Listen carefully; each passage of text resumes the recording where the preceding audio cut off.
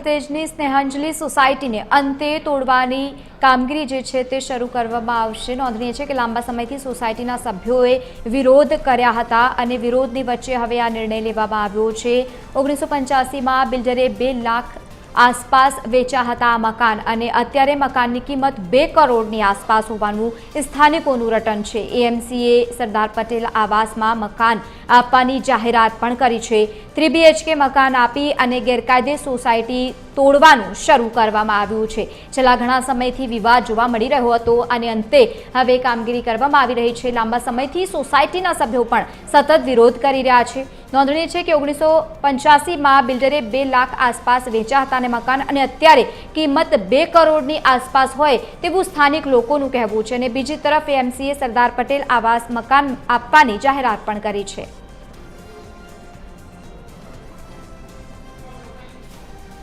વધુ માહિતી સાથે સંવાદદાતા ભાવેશ રાજપૂત જોડાયા છે। ભાવેશ, અંતે સોસાયટીને તોડી પાડવા માટેની કામગીરી કરવામાં આવી રહી છે। છેલ્લા ઘણા સમયથી વિરોધના પણ સૂર છે, એ સ્થાનિક લોકોનું શું કહેવું છે?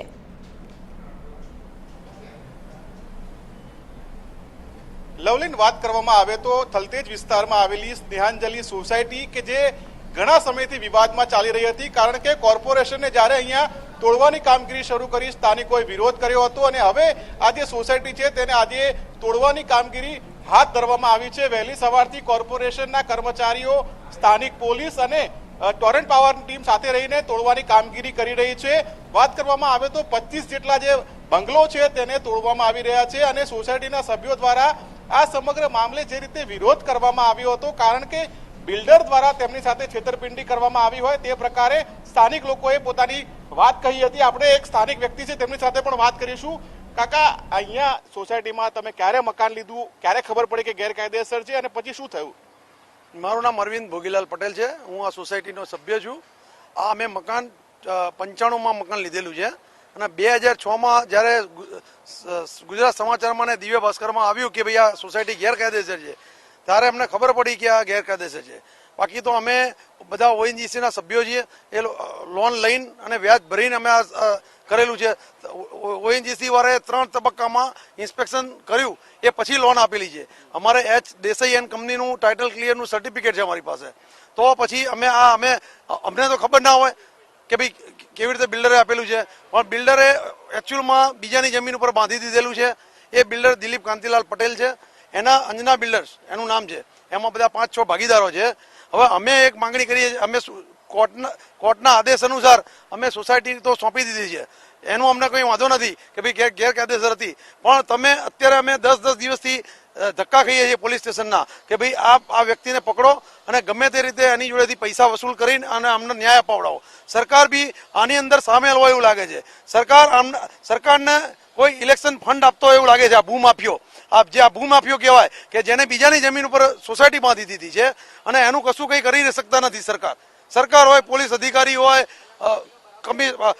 મ્યુનિસિપલ અધિકારી હોય, મ્યુનિસિપલ અધિકારીઓને ખબર નથી કે ભાઈ એને પાસિંગ કેવી રીતે કરાયું। એને પાસિંગ કરાયું હોય તો એને ખબર તો પડવી જોઈએ ને કે ભાઈ આ જમીન મારી નથી એમ। ચલો એને બાંધી દીધું છે તો એને અમારી ઓરિજિનલ જે જમીન હતી એ જગ્યા પર બીજી સ્કીમ બની ગઈ છે, તો એ કેવી રીતે બની? એ તો સ્કીમ હમણાં જ બનેલી છે, 10 વર્ષ પહેલા જ બનેલી છે। તો સરકાર એ વખતે સુઈ જતી હતી, એમના અધિકારીઓને ખબર નથી। મ્યુનિસિપાલિટી અધિકારીઓને પાસિંગ કર્યું હશે એનું બી તો ખબર નહીં હોય કે કેવી રીતે પાસિંગ થયું છે। તો તમને જે મકાનો ફાળવવાની વાત હતી એ બાબતે તમને શું માહિતી મળી છે અત્યાર સુધી? અત્યારે અમને લોલીપોપ આપવામાં આવ્યો છે।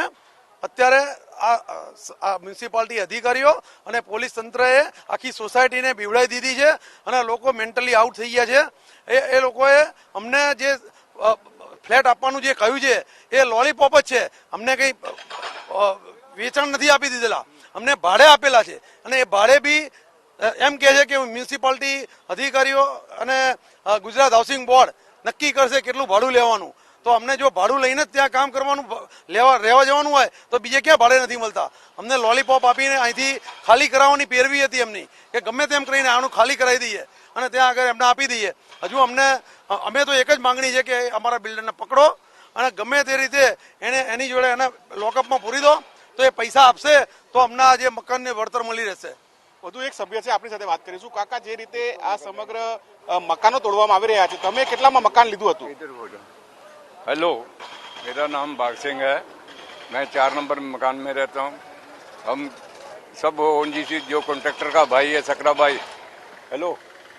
તો જે રીતે સોસાયટીના સભ્યો છે તેઓ અત્યારે વાત કરી રહ્યા છે કે તેમને લાખો રૂપિયા ખર્ચ્યા અને પોતાના મકાન મોટા બનાવ્યા અને આ જે મકાન છે તે તોડવામાં આવી રહ્યા છે, પરંતુ બિલ્ડર સામે હજુ સુધી કાર્યવાહી નથી થઈ તે પ્રકારનો આક્ષેપ સ્થાનિક લોકોએ કર્યો છે. લવલીન. બિલકુલ ભાવેશ, આભાર સમગ્ર માહિતી સાથે જોડાવા બદલ. તો એક તરફ આક્ષેપ હજુ પણ યથાવત છે, વિરોધ હજુ પણ યથાવત છે. સ્થાનિક લોકો કહી રહ્યા છે કે અમને ચકમો આપવામાં આવી રહ્યો છે, લોલીપોપ આપી રહ્યા છે, મકાન નથી આપી રહ્યા.